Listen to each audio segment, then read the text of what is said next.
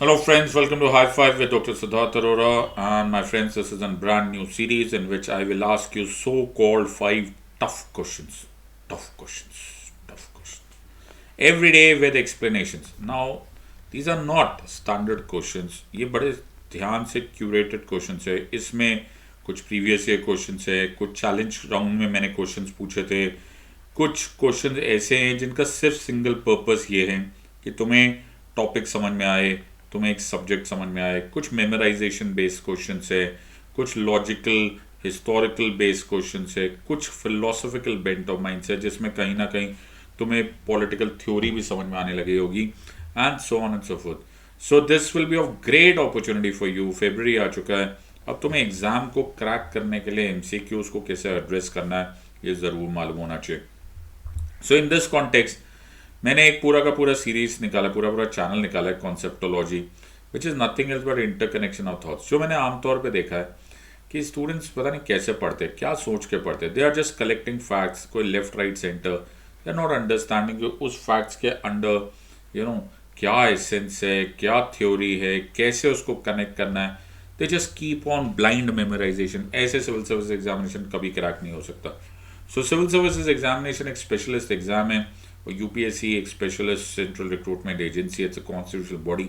ऐसे इतना आसानी से थोड़ा वो सवाल पूछेंगे. They will ask you nothing else but interconnection of facts. क्या तुम डिसीजन ले सकते हो या नहीं. This is what they want to test, and that is why एक होलिस्टिक प्रिपरेशन होनी ज़रूरी है, एक मैट्रिक्स बनना ज़रूरी है. अदरवाइज तुम जितना मर्जी याद करते रहो, वो तुमको ऐसा क्वेश्चन पूछेंगे कि तुम्हारे होश उड़ जाएंगे. So it is not advisable कि तुम सिर्फ फैक्ट्स कलेक्ट करो, और बहुत सारे लोग यही कर रहे हैं. And that is why despite the fact कि वो टैलेंटेड है, डिस्पाइट द फैक्ट कि वो एक 100 साल इंतज़ार करे, despite the fact that they may be so called school toppers and college toppers, they don't crack this exam. मुझे पूरी उम्मीद है कि तुम ऐसी गलती नहीं करोगे. I have more than 12+ years of experience in teaching, and I can reasonably assure you that we can help you in cracking this exam. तो कॉन्सेप्टोलॉजी जो मैं लेकर आया वो इस 4 चीज़ों से बना हुआ है, जो बेसिक है, जहाँ पर लोग ज़्यादातर शुरू होकर ख़त्म हो जाते हैं. सम बेसिक बुक्स को पढ़ना ज़रूरी होता है, दैट्स इट. फिर उसके बाद उसमें से एक्चुअली फैक्ट्स निकालो, जो रेलेवेंट है उसे वही पढ़ो, जो एग्जाम सेंट्रिक प्रिपरेशन, और फिर उसको इंटरकनेक्ट करो. तब जाके रास्ता खुलता है towards Mussoorie. But majority of the students as they done are not doing it properly. ज़्यादातर लोग इस ऑड नंबर में फंस जाते हैं जहाँ मैं नहीं चाहता कि तुम फंस जाओ. So first, third and fifth level पे वो लोग हैं जो लोग एमेच्योर्स जैसे बिहेव करते हैं. केवल बुक्स पढ़ लिया, ओ हो सर पूरी बुक याद कर लेंगे, doesn't work. Second is those are delusional, जिनको ऐसा लगता है कि हे भगवान, ऐसा लगता है कुछ तो हम चमत्कार करेंगे आखिरी दिन एग्जाम में और सब कुछ ठीक ठाक हो जाएगा. Doesn't work that way also. And finally those who are lazy, ये तो बिल्कुल ही खतरनाक हुए. इनके पास सब कुछ भी होने के बावजूद they will do it for tomorrow, day after. आज नहीं सर कल फैसला करेंगे, फर नहीं सर परसों करेंगे, सर कल नहीं, and so on and so fourth. Doesn't work this way also. मैं चाहता हूँ पहले तुम इसको रियलाइज करो कि ये रियलाइज हो भी रहा है कि नहीं कि यू आर मिसिंग समथिंग, कि जिस तरह से तुम चलते जा रहे हो वही ठीक है. पहले तो ये देख लो, पहले एहसास होना ज़रूरी है, फिर you need to recover, and then finally have the winner's attitude. Let's do it. तो ये सब कुछ करने के लिए मैं और अनअकैडमी आर अवेलेबल. हम लोग आप लोगों को फैक्ट्स, बैकग्राउंड और philosophy, strictly relevant and rock solid preparation कराएंगे. और मेरा ट्रैक रिकॉर्ड अपने आप में मेरी दास्तान बयां करता है. I have more than 70 million live minutes on Unacademy teaching, author of 7 best-selling books.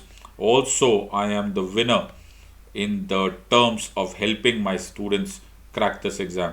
पिछले साल 18 out of the 20 questions in UPSC मैंने प्रूव किए थे, came directly from my live classes. And last but not the least, मुझे बहुत प्यार, बहुत इज्जत मिली है from my learners.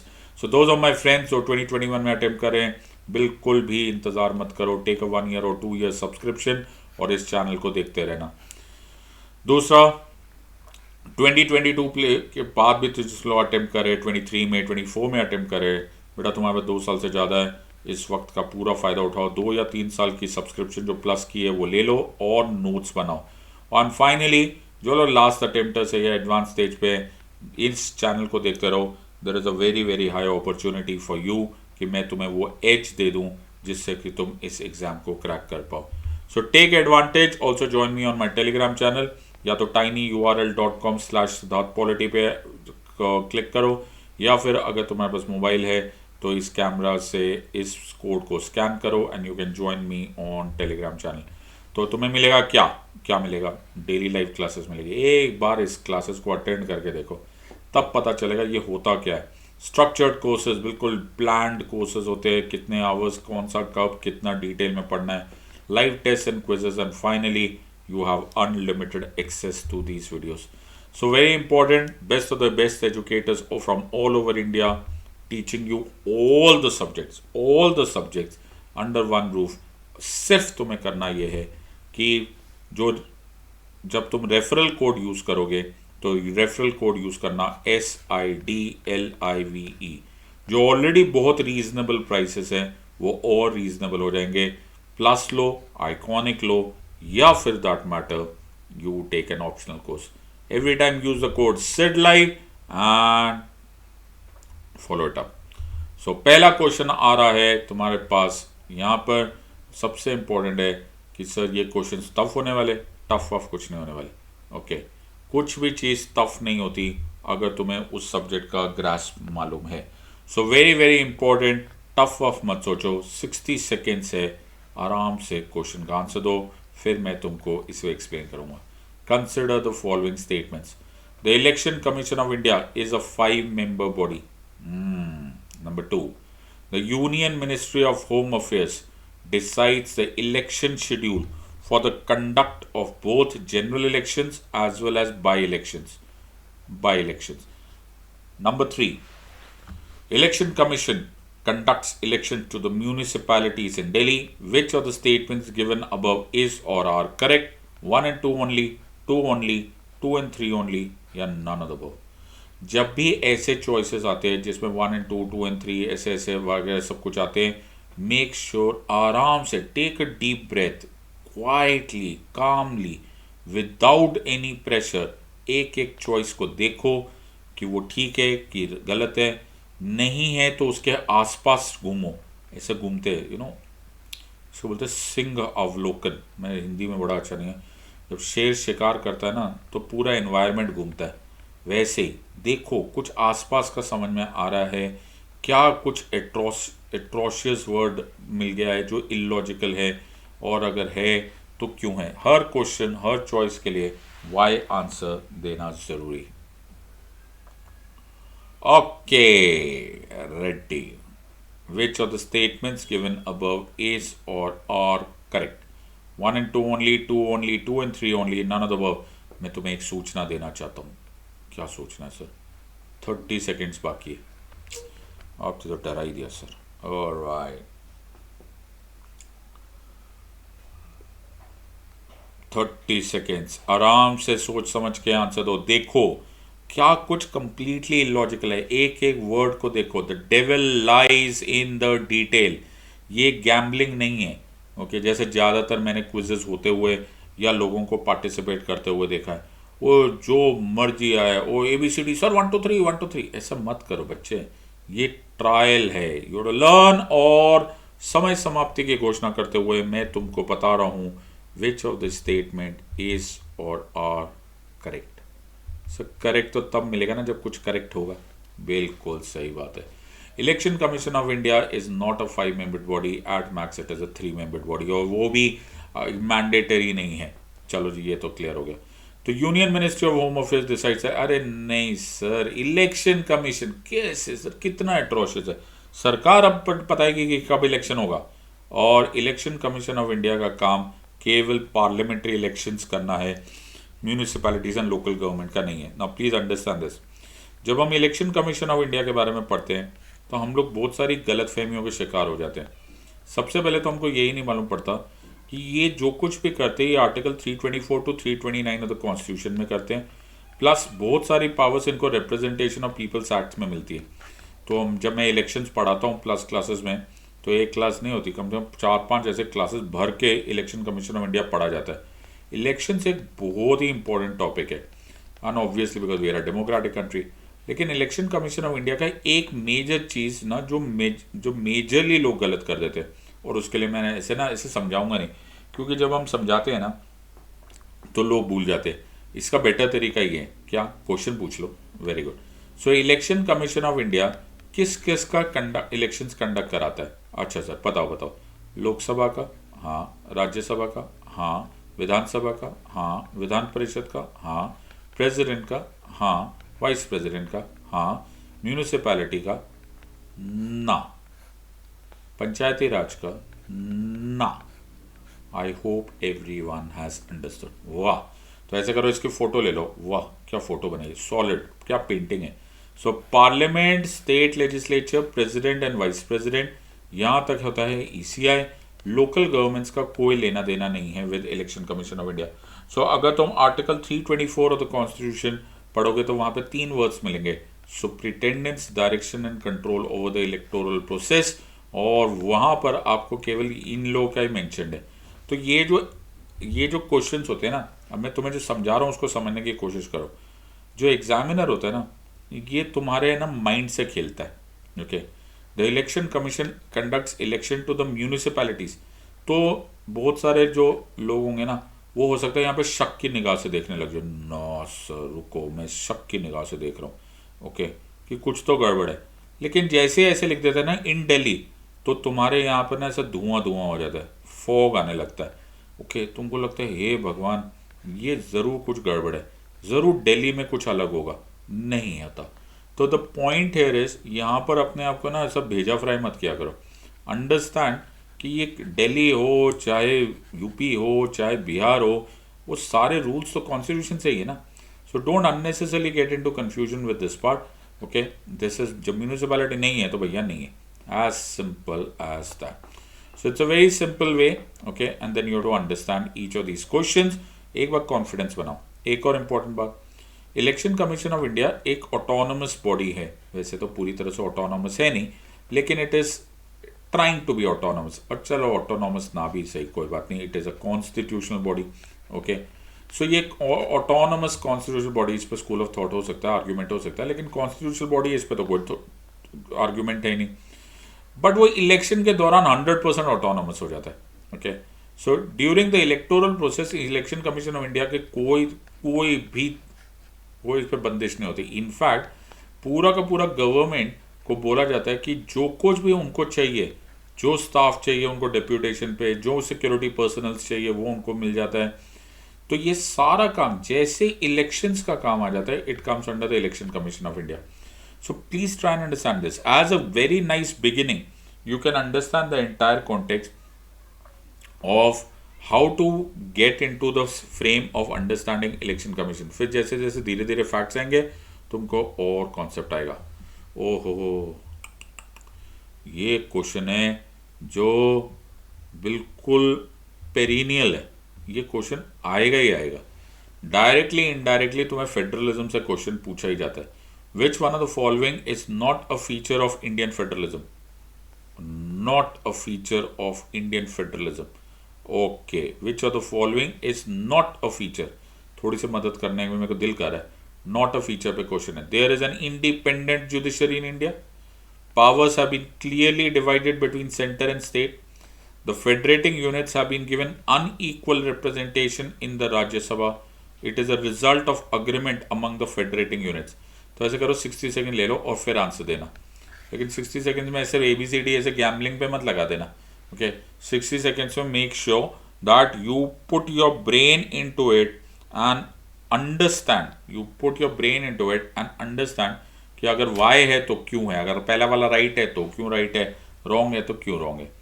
तो मैं तुम्हें समय शुरुआती की घोषणा करता हूँ। थिंक अबाउट इट, आंसर करो कमेंट्स में या आंसर करो नोटबुक में, मुझे कोई प्रॉब्लम नहीं है, but make sure that you ask your self Y.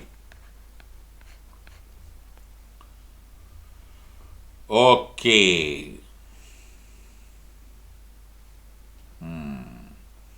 सोचो, जल्दबाजी मत करो। You know the devil lies in the detail. मैं फिर बोल रहा हूं, the devil is in the detail. It is very very important कि तुम डिटेल को देखो, कहाँ गड़बड़ है, अगर पूछा जा रहा है तो क्या गड़बड़ है। You should be knowing everything. Alright, एक तुम्हें सूचना देनी है। सूचना क्या है? 30 सेकेंड्स बाकी रह गए। कोई टेंशन नहीं है, 30 seconds are still left. Indian federalism. Okay. You have about 15 seconds to go. एक जब जब आंसर हो जाए ना, तो डिलिजेंट स्टूडेंट वो होता है जो आंसर देने के बाद मेंटली बाकी तीनों चॉइसेस को याद रख सकता है। अगर तुम्हें याद है, इसका मतलब है तुमने 100% उसको सोचा है। और इसी खुशी में मैं तुम्हें आंसर देता हूं। बहुत ही सिंपल आंसर था सर, हमने ज़्यादा सोचा ही नहीं, गलती करी। Indian federalism is not the result of an agreement among federating units. अब बहुत सारे लोगों को, जो नादान परिंदे और खासकर जो मुझसे पढ़े नहीं है, ओके, उनको प्रॉब्लम हो जाती है ऐसे टॉपिक समझने में। सी, जो हमारे फेडरेटिंग यूनिट्स है वो स्टेट्स है, ओके, या प्रोविंसेस जिनको बोला जाता था। ये जो स्टेट्स हैं, यूपी, बिहार, पंजाब, हरियाणा, आंध्र, कर्नाटका, जितने भी स्टेट्स हैं, ये स्टेट्स के बीच में कोई अग्रीमेंट नहीं हुआ है कि वो इंडिया को बनाएंगे, तो हम स्टेट्स मिलेंगे और एक इंडिया बनाएंगे। ऐसा कोई अग्रीमेंट कहीं पे भी नहीं बना हुआ। सो इनफैक्ट ये कुछ उल्टा ही हुआ है कि इंडिया में से इन स्टेट्स को बनाया गया है। The states have been formed और कार्व्ड आउट ऑफ इंडिया।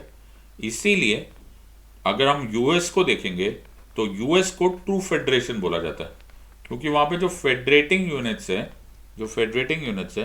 वो जो स्टेट्स है, वो एग्रीमेंट के तहत पर बने। सो वहां पर क्या है, states plus states plus states plus states is equal to USA. India क्या है, India is India divided into states plus state plus state plus state plus state. तो states comma state comma state comma state. तो यहां पर है India को divide करके states carved out किए गए, यहां पर स्टेट्स जोड़ के यूएसए बना। So there is a very important word जो वेरे ने इंडिया के लिए यूज किया था, और वो एक विचित्र वर्ड था कि India is a quasi federal structure. और ये quasi federal structure actually word पहले कनाडा के लिए यूज किया गया था। सो कनाडा इज द वन जिसका फेडरल स्ट्रक्चर हमने ले लिया। सो सबसे पहले तो जिन लोगों को जो कहते हैं ना, वो ऐसा खोला और पहले ही हमको कुछ सीक्रेट मिल गया, फिर तो कोई प्रॉब्लम नहीं थी। ये क्वेश्चन बड़ा सिंपल हो जाता है अगर तुमको ये आंसर आता है, बिकॉज यहाँ पर नॉट पूछा गया था, तो ये तो सिंपल आंसर आता है। अब लेकिन इसी क्वेश्चन को और टफ किया जा सकता है। कैसे? और मालूम है यूपीएससी करने में बड़े होशियार है।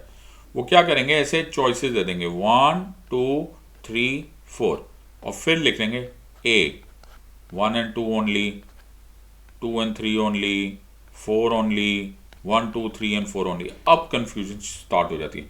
तो मालूम है सेम चॉइसेस को आप टफ बना सकते हो, लेकिन तुम मेरे स्टूडेंट्स हो यार, अच्छा ऐसे कैसे हार मान जाओगे? बिल्कुल सही बात है। तो मैं तुम्हें बताता हूँ कहाँ पर गड़बड़ होने की चांस होती है। There is an independent judiciary in India. बहुत सारे लोगों को लगता है ओहो, इसका इंडियन फेडरलिज्म से क्या लेना देना सर, कैसी बात है? अरे बेटा, इंडियन फेडरलिज्म से बहुत कुछ लेना देना। वाई? बिकॉज यूनियन और स्टेट्स के बीच में जो भी रिश्ता है, ओके, माना कि फेडरलिज्म का रिश्ता है, लेकिन डिस्प्यूट भी तो आ सकता है। बिल्कुल। तो ऐसे डिस्प्यूट को हैंडल करने के लिए हमें एक इंडिपेंडेंट जुडिशरी की जरूरत है। बिल्कुल सही बात है। एक तो ये हो गया।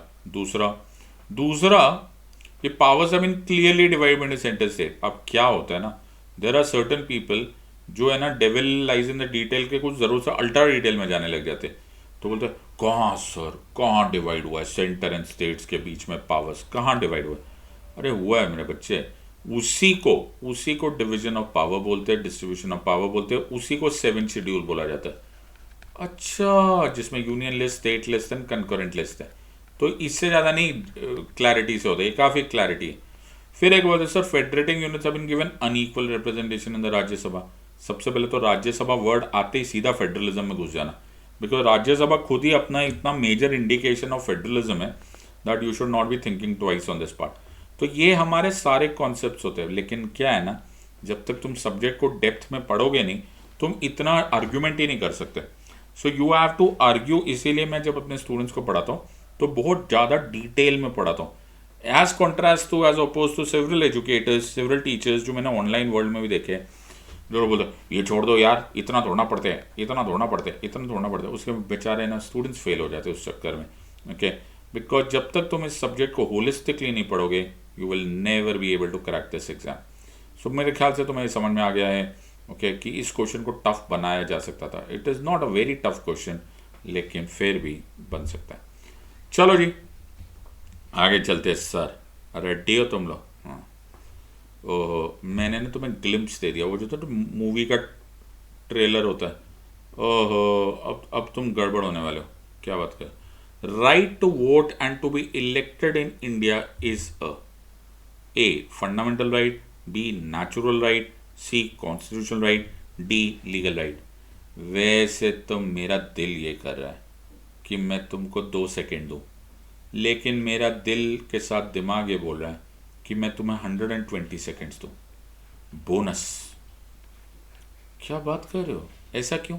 ऐसे मेरा दिल ही, मैं बहुत मासूम दिल का हूँ। मैं तुम्हें डबल द टाइम दे रहा हूँ टू आंसर दिस क्वेश्चन।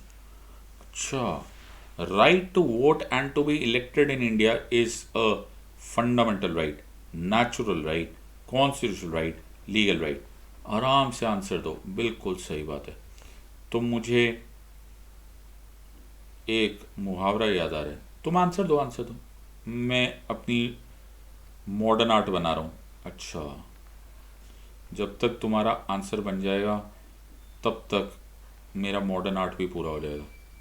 ये क्या बना रहे हो सर? अरे रुको, मॉडर्न आर्ट तो मैं बड़ा सॉलिड बनाता हूँ। अच्छा, ये क्या बन क्या रहे सर? अरे मॉडर्न आर्ट है बेटा। तब तक तुम सोचो, अभी तुम्हारे पास 60 सेकंड बाकी है। मेरा मॉडर्न आर्ट बनने में तुम्हें क्या प्रॉब्लम है? बिल्कुल सही बात है। तो ये क्या है? तो एक तरफ कुआं, एक तरफ खाई, जहां भी भागो मुसीबत तो आई। वाह वाह वाह वाह। अच्छा, ये कुआं है, दिस लुक्स लाइक अ कुआं। सर आपकी ड्राइंग, और ये कैसा, हद हो गई है। आंसर बताओ सर, टाइम खत्म हो गया। वेरी गुड, तुमने कुछ ना कुछ तो आंसर दे ही दिया होगा। बिल्कुल सही बात है। तो मैं तुम्हें आंसर देता हूँ। सर आंसर तो लिखा नहीं है, आप भूल गए? भूल नहीं गए बेटा, कुछ कुछ सवाल ऐसे होते हैं जिसका जवाब क्या दिया जाए। क्या बोल रहे हो? यस, मैं क्या जवाब दूँ? मैंने जवाब देना ठीक ही नहीं समझा। तो अब मैं और आप मेहनत करते हैं and let's try and find out the answer. तो बहुत सारे जो हमने टीचर्स देखे और स्टूडेंट्स देखे, वो they are so full of confidence in things जिसमें they should not be full of confidence, और वो लोग एडमिट ही नहीं करने की कोशिश करते। उनका ईगो इतना हाई होता है कि यार देयर आर सर्टेन क्वेश्चंस जिसमें you need far bigger share of thought process and philosophy to understand this.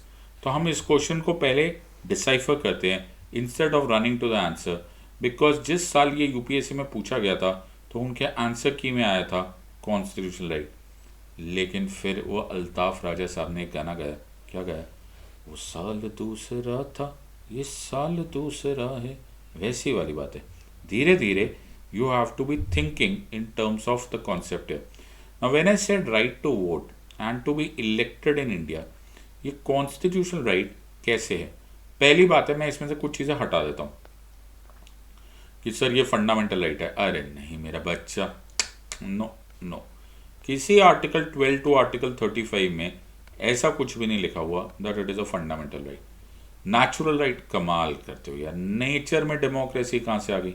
Nature में तो सर्वाइवल ऑफ द फिटेस्ट होता है, इसमें नेचुरल में क्या सिंपल है। इसको भी हटा दो। अब दो क्वेश्चन चॉइसेस रह गए, वन रह गए कॉन्स्टिट्यूशनल राइट, वन रह गए लीगल राइट। तो पहले मैं एक साइड का वकील बनता हूँ और एडवोकेट करता हूँ एक साइड का आंसर, फिर हम दूसरे साइड का आंसर देंगे। ठीक है ठीक है, दोनों साइड की लड़ाई करवाएंगे। ठीक है, तो पहले हम लड़ेंगे कॉन्स्टिट्यूशनल राइट पे।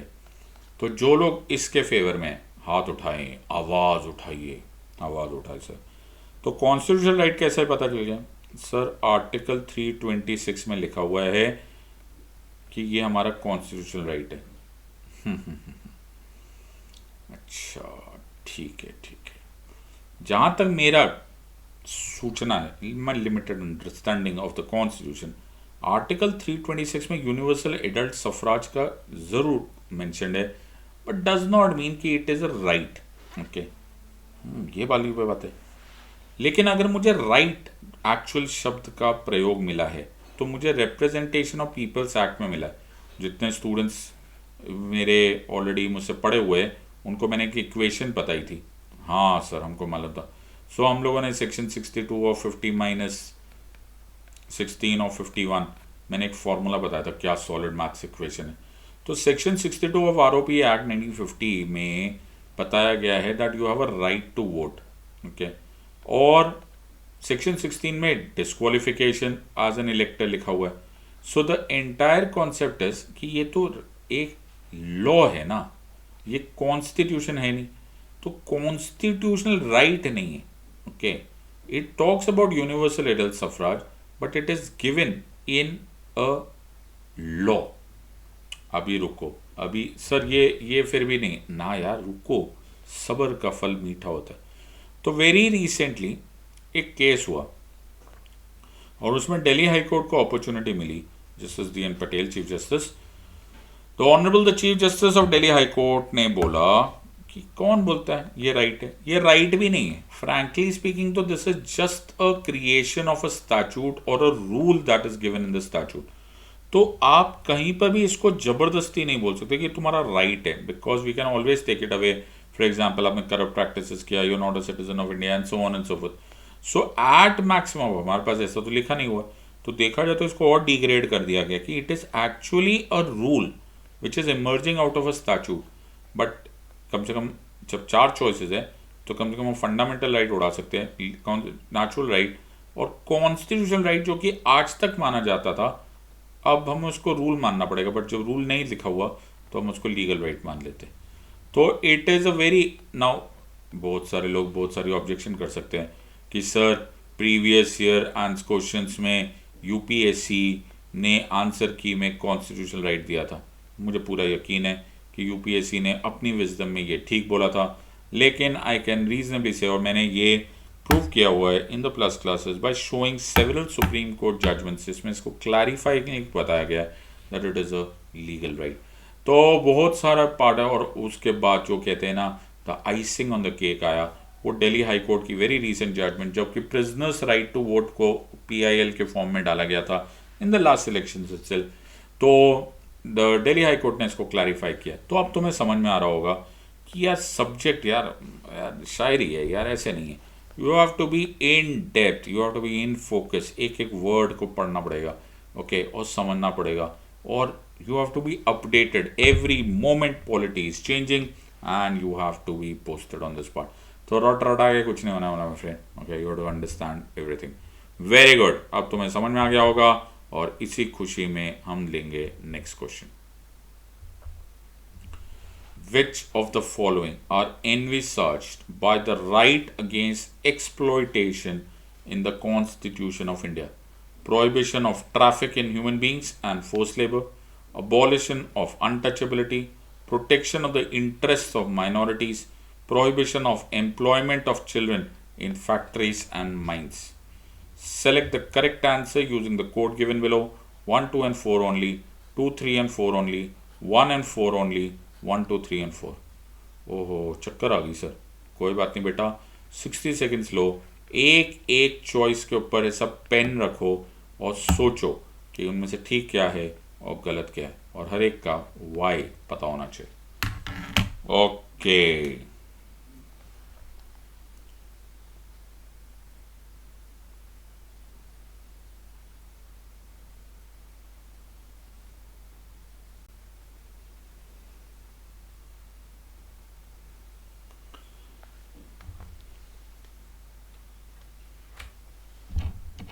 ऑलराइट,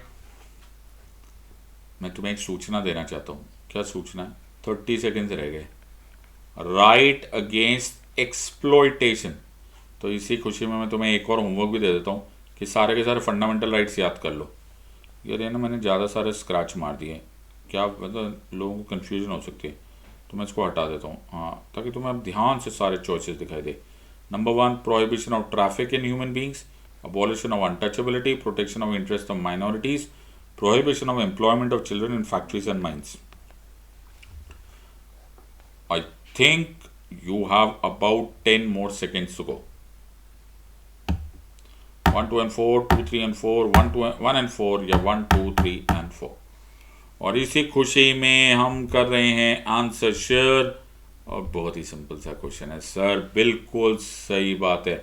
क्योंकि अगर तुम इसको ध्यान से देखोगे, देखो ऐसे क्वेश्चंस करने के लिए भी है ना, फर्स्ट ऑफ ऑल तुम्हें पूरा फंडामेंटल राइट्स क्लासिफिकेशन याद होनी चाहिए। ओके, कौन सी इक्वालिटी के राइट्स है। देखो ये यूपीएससी सिविल सर्विस एग्जामिनेशन 2020 में भी पूछा गया, अबॉलिशन ऑफ अनटचेबिलिटी कौन से ग्रुप ऑफ राइट्स है, freedom, protection, exploitation, religious, cultural, educational and so on and so fourth, आपको याद करना पड़ेगा। अब अगर तुम्हें याद दिखेंगे तो prohibition of traffic in human beings and force labour, ये जो है ये आर्टिकल 23 का कॉन्सेप्ट है।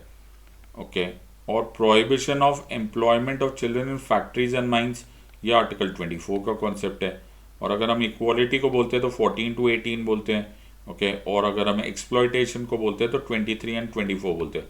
तो पहला तरीका बहुत ही सिंपल सा तरीका है कि भैया ये तो सिंपल से आंसर निकल जाएगा। और दूसरा इस कि क्योंकि हमारी तो पूरी कैटेगराइजेशन है, जैसे अबॉलिशन ऑफ अनटचेबिलिटी मैंने अभी बताया था, ये इक्वालिटी का राइट है, तो ये तो तुम चाह के ना भूल सकते हो आर्टिकल 17। और इंटरेस्ट ऑफ माइनॉरिटीज जैसे ही आएगा वैसे तुम्हें आर्टिकल 29 और आर्टिकल 30 दिखाई देना चाहिए। तो या तो ऐसे करो कि सबके आर्टिकल्स डाल दो, फिर तुम्हें इजीली क्लियर हो जाए, या फिर अगर तुम बिल्कुल स्कूल बॉयज या कॉलेज के कॉन्सेप्ट में, उसमें भी कोई बुराई नहीं है, बट याद ठीक से होना चाहिए कि तुम्हें पूरा का पूरा क्लासिफिकेशन बिल्कुल मुंह ज़बानी याद होना चाहिए। तो सवाल देखो और फिर तुम्हें कॉन्सेप्ट समझ में आ जाएगा। तो अगर तुम इसको वर्ड प्ले में जाओगे ना तो तुम गड़बड़ कर बैठोगे, बिकॉज अगर तुमने सब्जेक्ट को पढ़ा नहीं होगा, और वो मैंने जो तुम्हें नहीं बताया था स्टार्टिंग में एक स्लाइड दिखाई थी कि देयर आर सर्टन पीपल जो बोलते हैं हम तो है ना आखिरी दिन को जादू करेंगे, कोई मेजर ही चीज़ निकालेंगे और हम आंसर दे देंगे। वो लोग यही गलती करते हैं, वो ना उस दिन इंटरप्रेट करने की कोशिश करते हैं राइट अगेंस्ट एक्सप्लॉयटेशन। और मैं तुम्हें बता सकता हूँ ये लोग क्या करते हैं, बिकॉज तुम लोग पहले तो हो नहीं और ना आखिरी हो जो लोग मुझसे पढ़ रहे हैं। मैंने हज़ारों लाखों लोग देखे जो इस एग्ज़ाम को क्रैक करते हैं, सब विचित्र अलग अलग तरह के वैरायटीज़ होती है। उनमें से एक वहाँ पे दिमाग लगाने की कोशिश करूँ, सर एक्सप्लॉयटेशन ना, देखो सर ये भी एक्सप्लॉयटेशन है, अनटचेबिलिटी भी एक तरह की एक्सप्लॉयटेशन है, माइनॉरिटीज़ के साथ भी अगर कुछ खिलाफत हो गया तो एक तरह से एक्सप्लॉयटेशन है। मेरे को लगता है सर चारों ही ठीक है। बस बेटा यही है बेटा, तेरे चारों ही ठीक है, बिकॉज तेरे को नया अगले एग्ज़ाम का फॉर्म भरना पड़ेगा, बिकॉज कुछ चीज़ें जो कॉन्स्टिट्यूशन में दी है वो एज इट इज़ याद होनी चाहिए। ओहो, ये फिलॉसफी बेस्ड क्वेश्चंस होते हैं जो तुमको 100% याद होना चाहिए। तो इसी खुशी में आंसर दो, तुम्हारे पास है 60 seconds. One of the implications of equality in the society is the absence of choice number 1 privileges, choice number 2 restraints, choice number 3 competition, choice number 4 ideology. One of the implications of equality in society, one of the is the absence of privileges, restraints, competition या ideology। तुम्हारे पास है 60 seconds to answer this question.